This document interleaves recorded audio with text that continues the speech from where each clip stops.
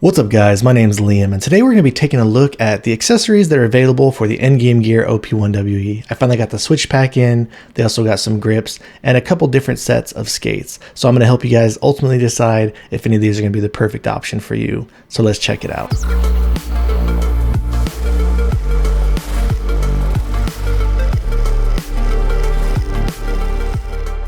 And before we get started today, I did want to let you know that Endgame Gear did send all these accessories out to me, but everything you'll be seeing in this video today are going to be my own words and my own opinions. The OP1we does have one of the best coatings out there on the market. In my opinion, it's incredibly grippy, but if you are someone who wants to take the grip to the next level, they do have these real premium skins available, and they feel something kind of similar to the BTL style grips. As you can see here, they do have this texture on here. They do just feel stickier overall, so if you're not a fan of the coating, or you are looking to add a little bit more of grip itself, it does come with the side grips, of course, which is standard, and then they also do include both of these top parts here for the buttons. For me personally, I don't generally like to put the grip tape on top of the actual switches itself. I do kind of like the feedback you get from them when you're just touching the plastic. So if you are someone who is looking for a little bit of a softer touch, a little bit additional grip, or adding just a slight bit more of width to the actual mouse itself, I definitely feel like these are very premium feeling and they're a great option to check out. And when it comes to the skates, they do offer two different options.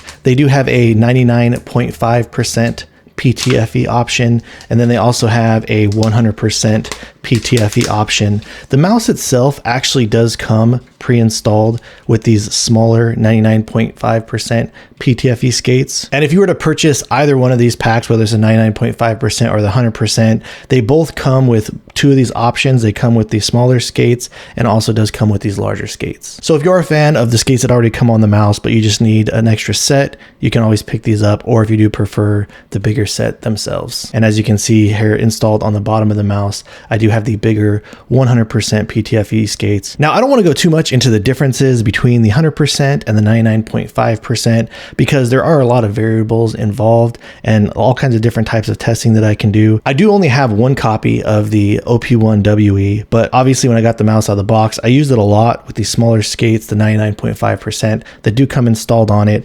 The second I got these, I actually threw these bigger 99.5% skates on here and I used them for a couple days, and then I eventually switched over to the 100% PTFE to kind of play around with them and get a better feel of what you'd be looking at. And just keep in mind, I have mostly been using these on top of controlled pads. I've just been using control pads recently. So the effects can vary depending on whether you're using speed pad, obviously the different types of surfaces, textures that are out there. But with the control pads I was using, whether it was the GSR2, whether it was the Endgame Gear EMC, I did find that straight out of the box, the 99.5%, these do feel a little bit harsher, a little rougher. It's nothing too bad. They still feel really premium, but I felt like out of the box, they felt a bit quicker than the 100% PTFE skates. But I did feel like the more that I did use the 99.5% on control pads, or on the control pads that I was using anyways, they did a little bit slow down over time as I was using them. And I do feel like the 100% PTFE skates on the control pads out of the box, they do feel a little bit slower and a little bit more controlled.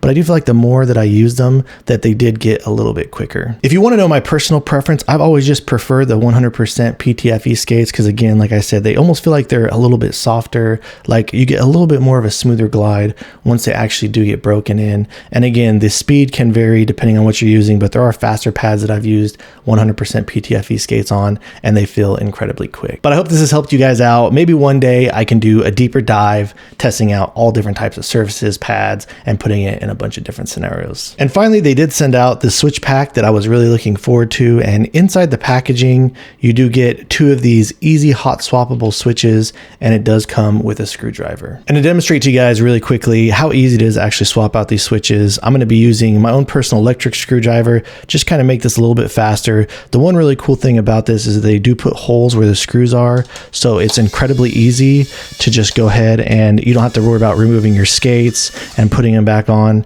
It's real simple stuff. Since I've already done this before, the bottom base did kind of separate from the top shell pretty easily. And as you can see, there are only screws on the bottom. There are not screws here on the top. When you're separating the base from the top shell, you need to keep in mind it does have these little hooks up here in the front. So when you put it back together, you're actually going to slide the front end like that, and then you're going to push the rear on. So it's going to be the opposite when you're taking it apart. You want to pull the rear base off of the actual shell itself first, and then slide out the front. So the next thing you need to do is just unplug the wires from the actual board itself. And what I always try and do is when I'm working on any type of electronics, I always just try and use only one hand at a time to touch the circuit board and exercising precautions. But the first thing that I always recommend doing here is unhooking the battery.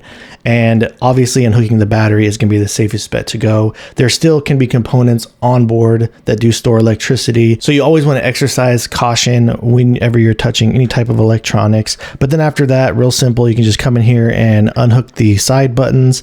Try not to pull too hard on the cables itself. I try and dig in here and try and put as much weight on the actual plastic piece as I can, because you don't want to pull any of these wires out. And then you just simply disconnect the switches right here.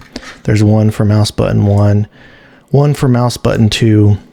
On the actual PCB, when you do connect this back together, you do want to make sure that you are plugging these into the right connections. Mouse button number 1 is always going to be plugged into here. Mouse button 2 is going to be plugged into here. This is the plug for your side buttons, and then here is the plug for the battery. Not that you have to worry about getting the side buttons or the battery mixed up, because as you can see there, they are a unique plug that wouldn't fit into the other ones, but just make sure that you do remember to put mouse button 1 plugged in on the left and mouse button number 2 plugged in on the right. One thing that is unique about the OP1we is they actually have the mouse button 1 and 2 attached to the top shell here, so it's actually really easy to switch out. Now I've already gone ahead and I put the lighter switches in here, but I'll go ahead and demonstrate putting a heavier switch in here to show you guys how simple it is, and then I'll kind of compare them to one another and try and give you kind of an idea on what I'm feeling and how much lighter they do actually feel compared to one another. The process is similar on both sides. You just have 2 screws and they both require a Phillips head screwdriver. So all you do is you remove the screw from the top, and then you just remove the screw here from the bottom.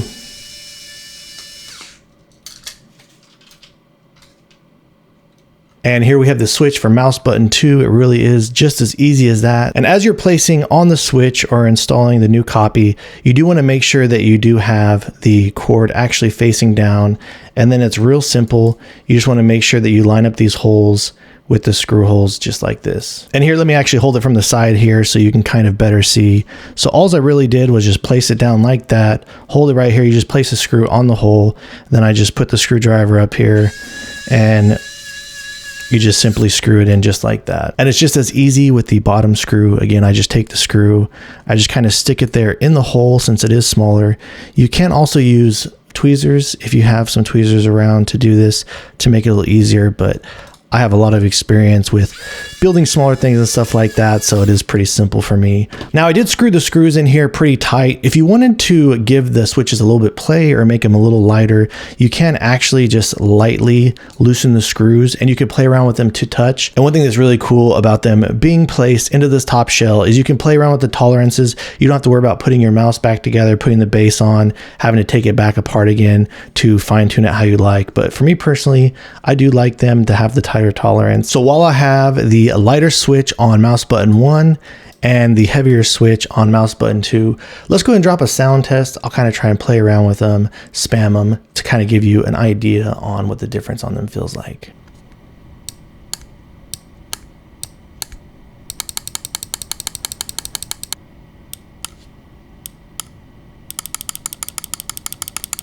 I do feel like on the heavier switches, they feel a little notchier, like a little clickier, and the lighter ones, the overall implementation on them, they still feel pretty similar with the clicks. There's absolutely a noticeable difference there. So if you've picked this mouse up and you do feel like the clicks are a little bit too heavy, I would suggest picking up the switch pack. It does make the clicks lighter and easier to spam. I also have been testing out these lighter switches at other optical offerings out there on the market, like the brand new Pulsar X2 V2, the optical switches in the Lamzu mice. They're still a little bit heavier, but it does kind of get them closer to the performance of those, and they overall don't feel that far apart from one another. All right, and then finally, when you're all done repeating the same process on both sides, you just want to grab these little plastic pieces. You want to make sure that you match up the prongs. Again, on the left side over here, you want to make sure that you match this up with mouse button number 1.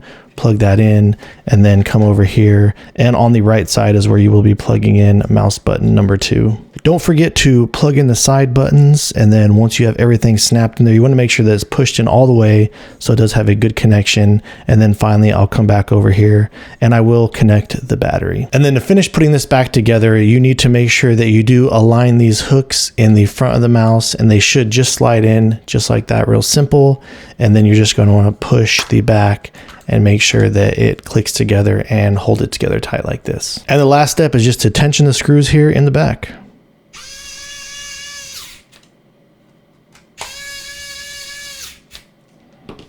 Alright guys, so that about wraps things up on the accessories available for the OP1we. Like I told you guys, my personal preferred setup, I do like these bigger 100% PTFE skates, and I do absolutely prefer the lighter switches on here. With the OP1 having such an incredible shape, great build quality, these skates and switches do kind of just bring it to the next level, and overall I would give it 2 thumbs up, and I'd highly recommend checking them out. So if you have any additional questions or feel like there's anything I left out, please let me know down in the comments below. If you've enjoyed watching this video and are interested in seeing more videos like this in the future, please drop this video a like and subscribe to my channel. Thank you so much for watching, and I look forward to seeing you in the next one.